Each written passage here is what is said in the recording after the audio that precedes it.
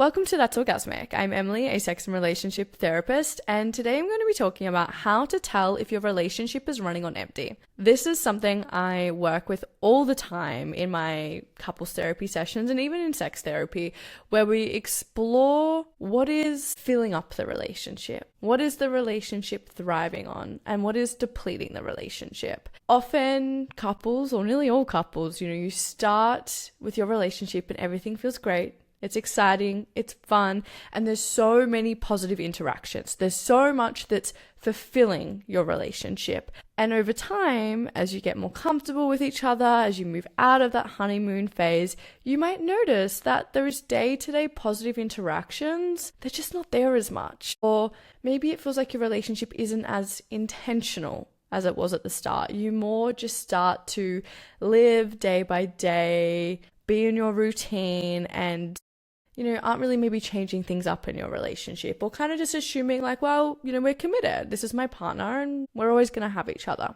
And so something that I see that starts to happen is that all of a sudden, maybe conflict starts to feel like it rocks the relationship a little bit more. Like before, maybe, you could have a fight or a little bit of conflict, disagreement, bicker, and it didn't derail the relationship.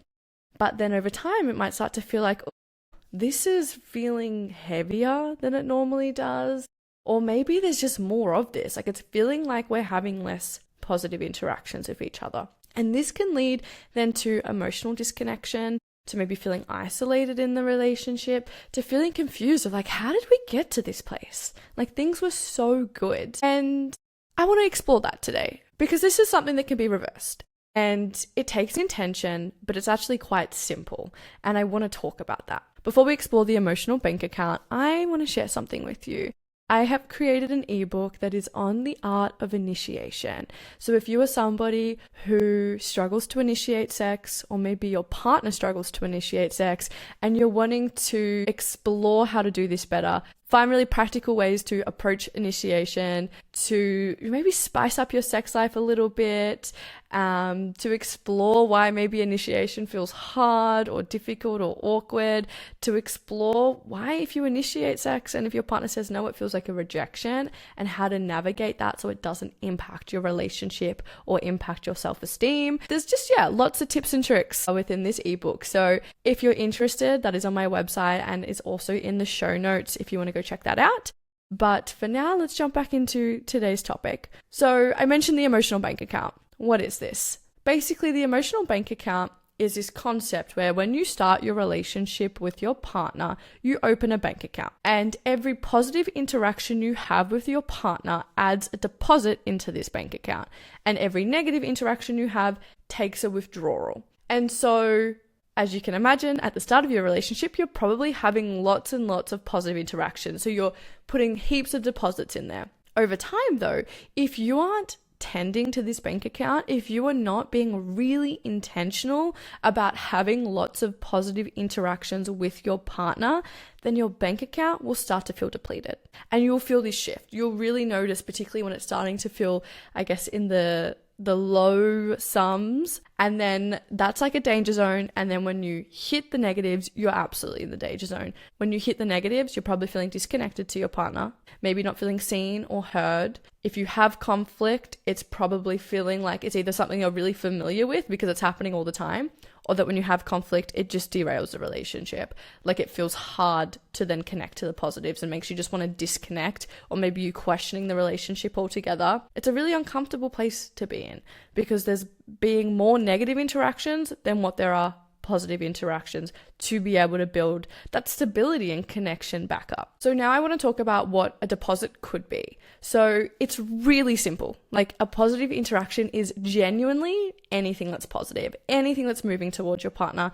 It can be just listening when your partner talks, active listening. It can be saying thank you, expressing gratitude, sharing an appreciation, complimenting your partner, expressing any of the love languages, being physically affectionate with your partner, sharing a kiss, just touching them when you move past them, showing interest in the things they care about, knowing each other's inner worlds, asking about how their day was, actually caring about how their day was.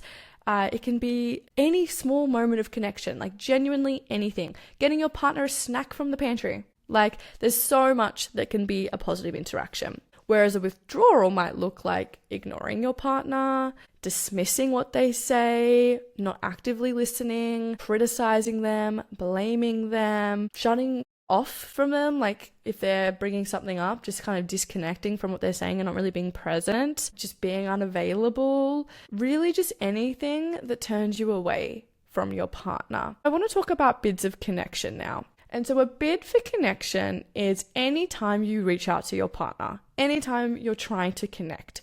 So this could look as simple as you look out the window and you go, hey, look at this bird. And your partner has two options. They can turn towards your bid for connection, or they can turn away from it. Turning towards it might be like getting up and going and looking out the window and looking at this bird with your partner, or saying to your partner, oh my God, that's so cool, tell me about it. And turning towards your partner, whereas turning away might be something like, that's great, honey. Or continuing to look on your phone, watch TV, maybe not even respond at all. Anything that's really not actually engaging with what your partner has shared with you. And so other bid for connections can look like telling your partner, I had a really shit day today, or asking your partner a question and them either responding or not responding. It might be asking your partner for help. It might be wanting to show them something. It might be asking to go on a date or asking to do something. And so in these interactions, you have two options. You can turn towards it or turn away from it. And so something that's really important to know is there is a lot of research on this. And the research shows that the couples who do this well turn towards each other 86% of the time. And they are people who, when they were studied, were still together 6 years later.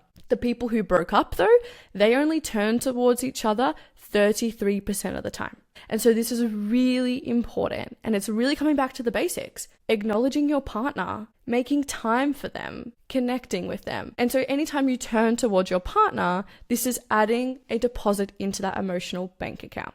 And so some other statistics that are important that this same research noticed is that you need 20 positive interactions to every one negative interaction. And within conflict, you need 5 positive interactions to every one negative interaction. So you need more positive than negative to have longevity in your relationship and to feel satisfied and emotionally connected. And so people listening to that often are quite surprised, and maybe not so much by the first part, the 20-to-1 ratio, but the 5-to-1 during conflict. Because often during conflict, you're not feeling connected, you're not feeling positive, it's feeling uncomfortable. And so what these 5 positive interactions can look like is things like just listening to your partner, maybe maintaining eye contact, trying to maintain some physical touch, trying to repair. Every time you try and repair the conflict, try to understand your partner, try to come to a solution, that's a positive interaction.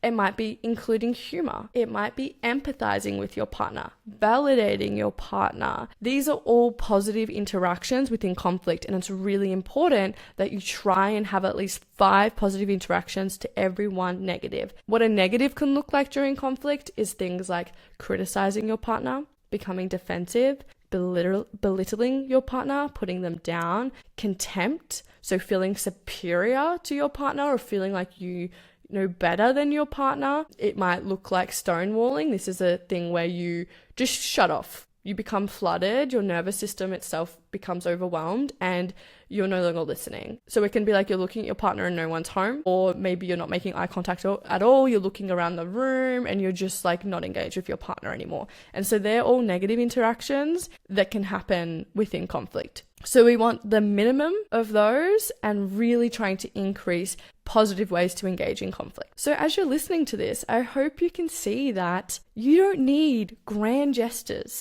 to rebuild connection in your relationship. You don't need to do anything drastic. You don't have to go on some big holiday or have these big dates or having to just, change up your whole relationship. It's really about the small day-to-day interactions that are really important.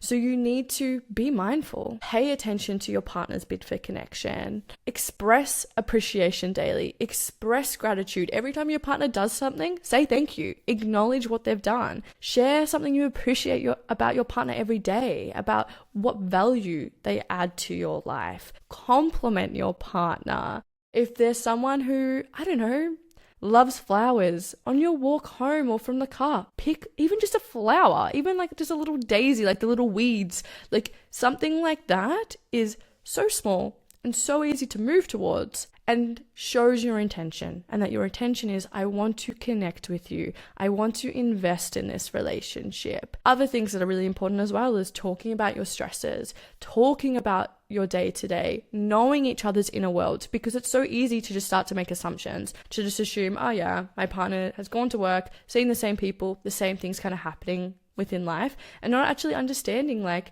how is this impacting my partner? How are they experiencing the world right now? And asking questions that are deeper. Like, don't just ask, how was your day? Maybe ask something like, how was your day out of 10? And why did you choose that number? At dinner, ask, what was the highlight of your day? Like, ask questions that allow the opportunity not only for you to connect, but also for you to know your partner better, to understand their inner world, because that is something that is so, so important. Another thing that can really help with your emotional bank account is really hearing your partner, listening to your partner, especially if they're sharing a worry or a concern or something that's stressful in their life, instead of rushing to try and fix it, because I know a lot of people do this and it's really well intended, but actually slowing down and just listening and empathizing with your partner. And you don't have to agree with them. Like, something might have happened and they might be having an emotional response that you don't agree with. You might think they're overreacting or whatever. You don't have to say that though. You can empathize with someone and validate someone without agreeing. Like, you could be like, that sounds like it's really hard for you. It's as simple as that. Like, you can validate their experience even if you don't agree with them. Being physically affectionate, it's so important that if that is important in your relationship, that you maintain that. Share kisses, share hugs, hold hands, touch your partner, let them know that, you want to touch them, that you do want them, because it can be really easy for that day-to-day affection to slow down. And then the only affection you have is if you're trying to initiate sex. And so then your partner might think, okay, if physical affection is the way we initiate sex, they might then turn away from physical affection if it shows up in other ways, if they're not wanting to move towards sex. So it's really important of being able to maintain this day-to-day physical connection that doesn't have expectation, where you're able to just enjoy each other, enjoy the physical touch, if that's something that you like. So now what I want you to do is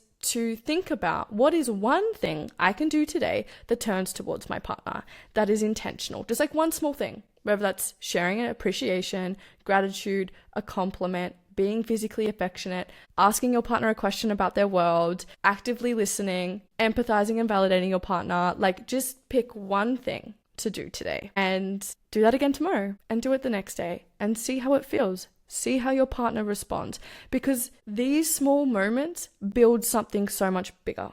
They build trust, they build safety, and they build connection. And they are such core pillars of your relationship. I get this question all the time. How do I bring the spark back? It's the simple things. It really is. Like, people think they need to do some big grand gesture, but you don't. And at the end of the day, relationships really aren't necessarily built on the big moments.